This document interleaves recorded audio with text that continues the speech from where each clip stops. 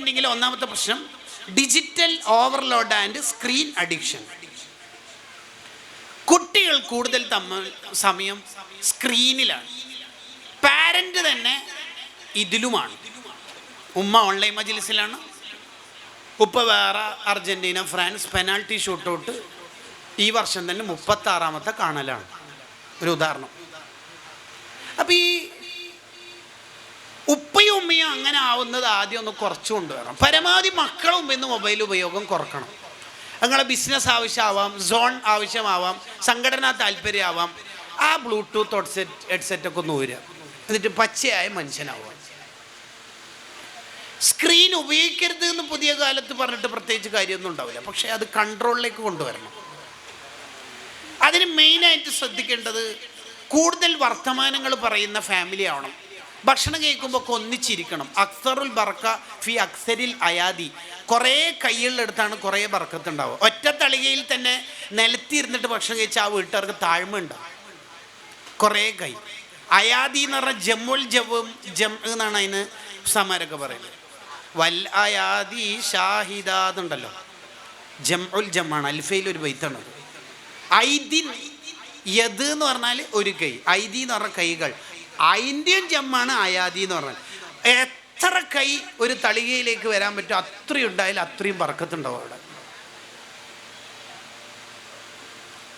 പെൺകുട്ടികളെ കൊണ്ട് അടുക്കള പണി എടുപ്പിക്കുന്നിടത്തും ഉമ്മാനെ അടുക്കളയിൽ സഹായിക്കാൻ പ്രോത്സാഹിപ്പിക്കുന്നിടത്തൊക്കെ ഉമ്മമാരൊന്ന് ജാഗ്രത കാണിക്കണം. കുട്ടികൾക്ക് ഫ്രീ ടൈം ഓവറായിട്ടുണ്ടാകുമ്പോഴാണ് യഥാർത്ഥത്തിൽ അഡിക്ഷനിലേക്കൊക്കെ പോകണം. ഉപ്പിയുമ്മയും ഫോൺ സ്ക്രീൻ ഉപയോഗം കുറച്ചു കൊണ്ടുവരിക. സ്ക്രീനിൽ കാണുന്നത് ഇബാദത്ത്, ഹലാലായ കാര്യം, ബുദ്ധിവികാസം ഇതിനൊക്കെ ഉള്ളതാണെന്ന് കൺഫേം ചെയ്യുകയും ചെയ്യുക.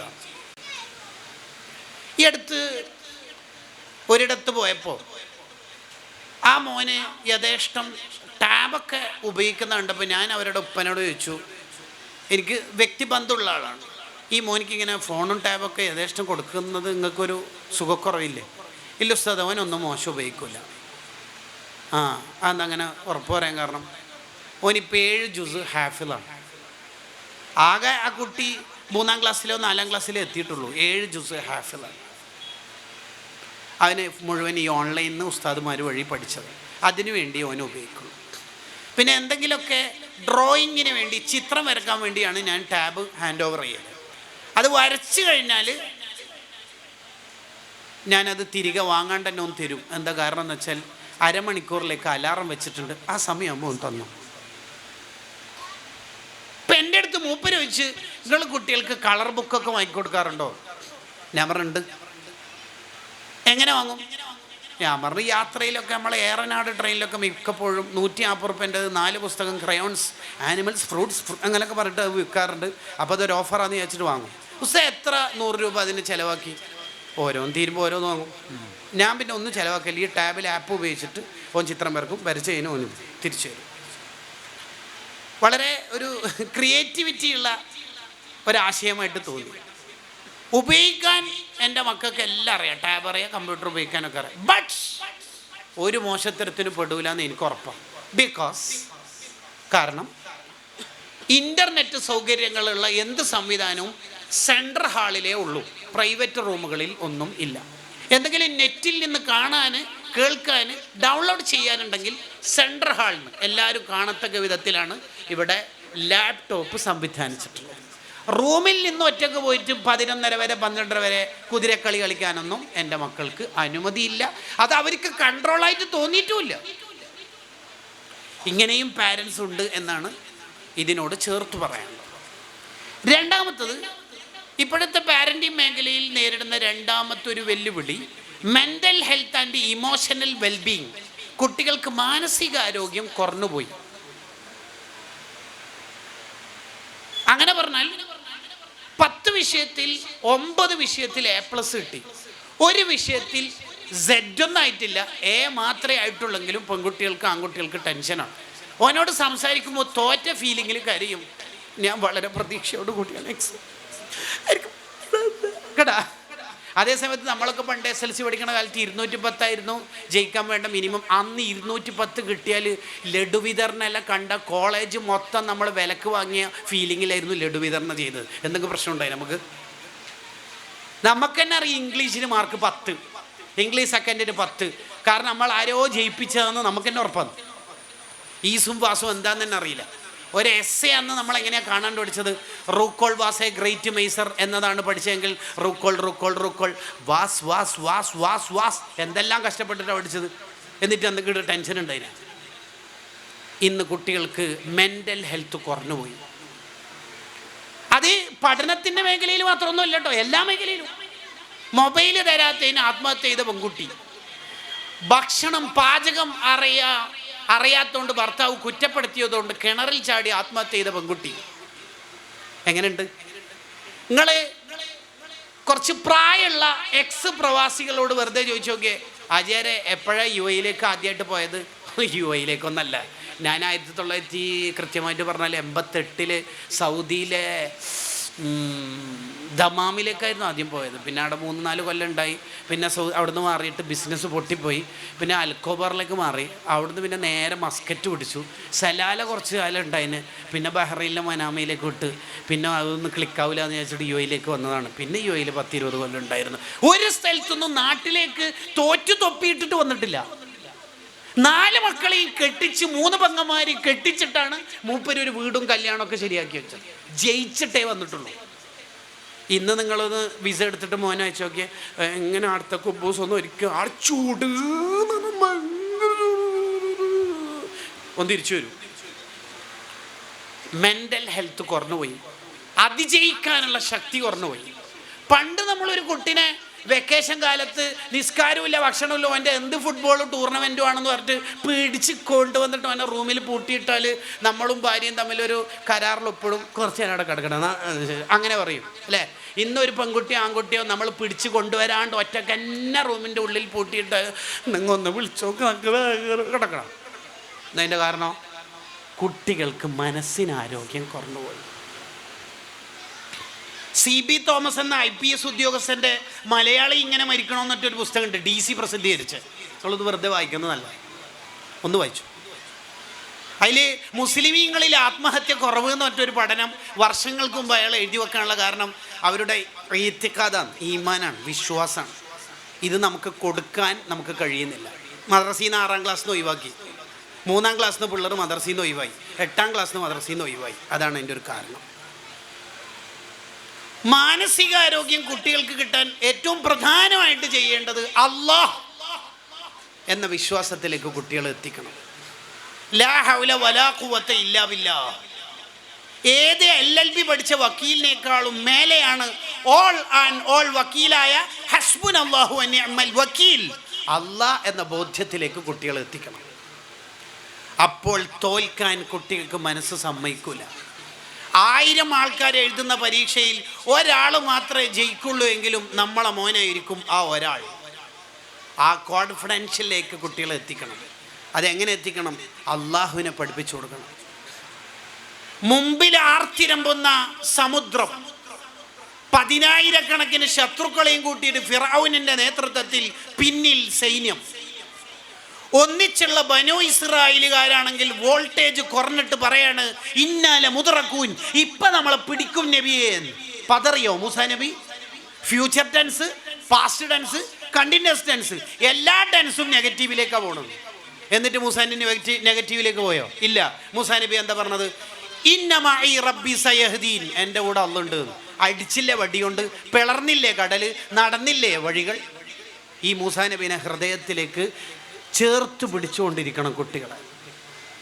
നബിയെ അവര് വേറെ റഡാർ എടുത്തിട്ടൊന്നും നമ്മളെ നോക്കണ്ട. അവര് വെച്ചിരിക്കുന്ന കാല് ദ്വാരങ്ങളുടെ മേലെയാണ്. ആ കാലൊന്ന് ജസ്റ്റ് മാറ്റിയിട്ട് ഇങ്ങനെ നോക്കിയാൽ ലറാന, നമ്മളെ കാണും നബിയെ എന്ന് പറഞ്ഞപ്പോൾ വോൾട്ടേജ് കൂടിയ സിദ്ദീഖ് റളിയല്ലാഹു അൻഹു പറഞ്ഞ് ഇന്നല്ലാഹുമാന, നമ്മളൊന്ന് ചല്ലുണ്ട് കാണൂല. ഈ ഗുഹൻ്റെ കഥ പറഞ്ഞു കൊടുക്കാൻ നമുക്ക് സമയമില്ലാതെ പോയതുകൊണ്ടാണ് കുട്ടികൾക്ക് ടെൻഷൻ, ഡിസ്പയർ ഇൻ ഗ്ലൂമിലേക്ക് കുട്ടികൾ പോയത്. അതാ പോയത്. തീക്കുണ്ടാരത്തിലേക്ക് എറിയുന്ന ഘട്ടം, വില്ലിൽ നിന്ന് ഇബ്രാഹിം നബി അമ്പായിട്ട് വിട്ടു, ഇനി തീയിലേക്ക് വീഴാൻ പോവുക. ആ സമയത്താണ് മലക്ക് വന്നിട്ട് ചോദിച്ചത് വല്ല ആവശ്യമുണ്ടോന്ന്. ഐ ആം സോറി, ഒരാവശ്യമില്ല, ഞാൻ എല്ലാം അള്ള എന്നെ ഏൽപ്പിച്ചിട്ടുണ്ട്. ഏറ്റെടുത്തില്ലേ റബ്ബ്? എന്നിട്ട് എൻ്റെ തീനോട് അള്ള പറഞ്ഞത്, ഹലോ നിൻ്റെ ഈ കത്തുന്ന സ്വഭാവം ഇന്ന് വേണ്ട, ഇന്ന് ഹോളിഡേ, ഇന്ന് ലീവ് കേട്ടാ, ഇന്ന് ലീവ്. ബർദൻ, ഇന്ന് തണുപ്പാ വേണ്ടത്. പിന്നെ സെൻട്രൽ എ സി ഇട്ട മാതിരി ഭയങ്കര തണുപ്പ് 16 ഇട്ടിട്ട് ഇബ്രാഹിം നബിക്ക് ജലദോഷം അങ്ങനൊന്നും ആവണ്ട.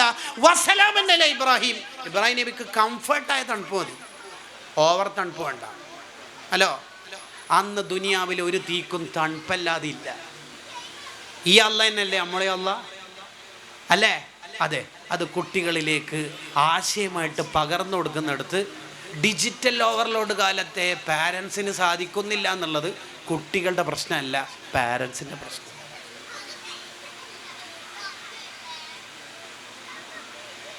മൂന്നാമത്തെ ഒരു പ്രശ്നം, loss of family bonding and communication gaps. ഫാമിലികൾ തമ്മിലൊക്കെ ബന്ധം കുറഞ്ഞുപോയി. ഇപ്പോൾ ഫാമിലി സംഗമങ്ങളിൽ പെരും ഹറാമുകളുള്ള ഒരു തങ്ങളെ കൊണ്ട് ദ്വാരിപ്പിക്കും. പിന്നെ ഇഖ്തിലാത്ത്, ആണും പെണ്ണും ഇടകലരുന്ന ഫാമിലി സംഗമങ്ങൾ, വൃത്തികേട്. ആ ഫാമിലി എങ്ങനെ സ്വർഗത്തിൽ പോവുക? ശരിക്കും നമ്മൾ ഫാമിലി അംഗങ്ങളെല്ലാവരും സ്വർഗത്തിൽ പോകണ്ടല്ലേ? ഇന്ന അസ്ഹാബൽ ജന്നത്തിൽ യൗമ ഫീ ശുഗലിൻ ഫാക്കിഹൂൻ ഹും വഅസ്വാജുഹും ഫീ ളിലാലിൻ അലൽ അറായികി മുത്തഖിയൂൻ. ഫാമിലി അടക്കം സ്വർഗത്തിൽ പോകണമെന്നല്ലേ യാസീനിൽ ഓതുന്നത്? അങ്ങനെ പോകണ്ടേ നമുക്ക്? അള്ളാഹു തൗഫീഖ് ചെയ്യട്ടെ. ഇപ്പം എന്തെല്ലാം വൃത്തികേട്. പഴയ SLC ബാച്ചിൻ്റെ കൂട്ടായ്മ, എന്നിട്ട് ഇഖ്തിലാത്ത്, ഇടകലർച്ച, ആൺപെണ്ണ്. ഇപ്പം ഏറ്റവും വൃത്തികേട്, പുതിയ വൃത്തികേട് വന്നിട്ടുണ്ട്, ഏറ്റവും പുതിയ വേർഷൻ. ഇന്നാലെന്ന ഫ്ലൈറ്റിൽ ഹജ്ജിന് പോയ ആളുടെ കൂട്ടായ്മ, എന്നിട്ട് അവർ ഒരുമിച്ച് കൂടും. ഒരു സൈഡിലാണ്, ഒരു സൈഡിൽ പെണ്ണ്. ഇന്നാ ലില്ലാഹി വ ഇന്നാ ഇലൈഹി റാജിഊൻ. ഹജ്ജ് മബ്റൂറായാലല്ലേ സ്വർഗം കിട്ടുക? ആ മബ്റൂറായ ഹജ്ജ് എന്ന് പറഞ്ഞാൽ എന്താ അർത്ഥം? ശേഷമുള്ള കാലത്ത് സൂക്ഷ്മ ജീവിതം ഉണ്ടാവുക എന്നുള്ളതല്ലേ? ഹജ്ജിന് പോയിട്ട് വന്ന പെണ്ണുങ്ങളല്ല ഒരു സൈഡിൽ, ഇപ്പുറത്തെ സൈഡിൽ ഒരു മറയില്ലാതെ ആണുങ്ങൾ. എങ്ങനെയുണ്ട്? ഇതല്ല ഫാമിലി സംഗമം, ഇതല്ല ഫാമിലി ബോണ്ടിങ്. കുടുംബാംഗങ്ങൾ തമ്മിൽ നല്ല സ്നേഹബന്ധം ഉണ്ടാവണം. അതിന് വാട്സപ്പ് ഫാമിലി ഗ്രൂപ്പ് ഉണ്ടാക്കിയിട്ട് നാസ്ത റെഡി എന്നിട്ട് മെസ്സേജ് അയച്ചിട്ട് ജെറ്റ് എയർവേസ് താഴേക്ക് ഇറങ്ങി വരാനല്ല വേണ്ടത്, അങ്ങനല്ല വേണ്ടത്. പിന്നെ ഒന്നിച്ചിരുന്ന് മൗലിദല്ലണം, ഒന്നിച്ചിരുന്ന് ഖൈറാത്തുകൾ ചെയ്യണം, ഒന്നിച്ചിരുന്ന് ഭക്ഷണം കഴിക്കണം. എല്ലാം ഇങ്ങനെ തുറന്നു പറച്ചിലിൻ്റെ ഒരു ഏരിയയിലേക്ക് എത്തണം. ഭാര്യ ഭർത്താക്കന്മാരെല്ലാം ഒരു പാർട്ട്ണറാവണം. ചില ആൾ ഭാര്യൻ്റെ നമ്പർ സേവ് ചെയ്ത് തന്നെ പാർട്ട്ണർ എന്നാണ്. ഒരു ഇൻവെസ്റ്റ്മെൻറ്റും ഇല്ലാണ്ട് എൻ്റെ ബിസിനസ്സിൽ പാർട്ട്ണർ എന്നാണ് അതിൻ്റെ ഒരു താല്പര്യം. കണ്ട, ഇസ്ലാമിൽ ഒരു ഭാര്യക്ക് സ്വർഗം കിട്ടണമെങ്കിൽ അയ്യുമംറഅത്തിൻ മാത്തത്ത് വസൗജുഹാ റാളിൻ അൻഹാ ദഖലത്തിൽ ജന്ന, ഭർത്താവ് അറ്റസ്റ്റ് ചെയ്യണം, പൊരുത്തം. ഒരു ഭർത്താവിന് സ്വർഗം കിട്ടണമെങ്കിൽ ഖൈറുക്കും ലി അഹ്ലി, കുടുംബമായ ഭാര്യ അറ്റസ്റ്റ് ചെയ്യണം. ഒരു കുപ്പി വെള്ളം തന്നിട്ട് ഭാര്യ നമ്മളോട് പറയാണ്, ഇത് നിങ്ങൾ ഏതെങ്കിലും ഒരു തങ്ങളെ കൊണ്ട് അതിന് തങ്ങൾ ഉസ്താദിനെ കിട്ടിയിട്ടില്ല എന്ന് പറഞ്ഞിട്ട് വെറുതെ ഇതാക്കണ്ട, ഒരു നല്ല മനുഷ്യനെ കൊണ്ട് ഈ വെള്ളം ഒന്ന് മന്ദിരിപ്പിക്കോ, എൻ്റെ അടിവയറ് കുറച്ച് ദിവസമായിട്ട് ഭയങ്കര വേദന, ഇനി തങ്ങളെ കിട്ടിയിട്ടില്ല ഉസ്താദിലാന്ന് പറഞ്ഞിട്ട് കിട്ടിയില്ല എന്ന് ഉഡായിപ്പാക്കരുത്, ദയവ് ചെയ്തിട്ട് ഒരു നല്ല ആളെ കിട്ടിയാൽ മന്ദിരിപ്പിച്ചോ എന്ന് പറഞ്ഞാൽ അതിൻ്റെ അർത്ഥം നിങ്ങൾ മന്ദിരിക്കണ്ട, നിങ്ങൾ എത്ര മണിക്കാ സുബഹിക്ക് എണീക്കലെന്ന് എനിക്കറിയാമെന്നാണ്. തീർന്നടോ, തീർന്ന്, ഇനി ഇവിടെ ജീവിക്കരുത്, തീർന്ന്, കാറ്റ് പോയിന്. ആദ്യം റാങ്ക് വാങ്ങേണ്ടത് ഭാര്യൻ്റെ അടുത്ത്, ആദ്യം റാങ്ക് വാങ്ങേണ്ടത് ഭർത്താവിൻ്റെ അടുത്ത്. എന്തൊരു മതം നോക്കി നമ്മളെ മതം. അപ്പോൾ തമ്മിൽ ബോണ്ടിങ് ആണ്. ഭർത്താവ് ളുഹ്ർ നിസ്കാരം കഴിഞ്ഞിട്ട് ഇങ്ങനെ തുടർച്ചയായി ചുമക്കുമ്പോൾ ഭാര്യ സുന്നത്ത് നിസ്കരിക്കാനായി ഒരുങ്ങി നിൽക്കുമ്പോഴാണ് വേഗം നിസ്കാരക്കുപ്പായം മടക്കി കുത്തിയിട്ട് ചുടുവെള്ളത്തിന് കഞ്ഞിവെള്ളത്തിന് പോണത്.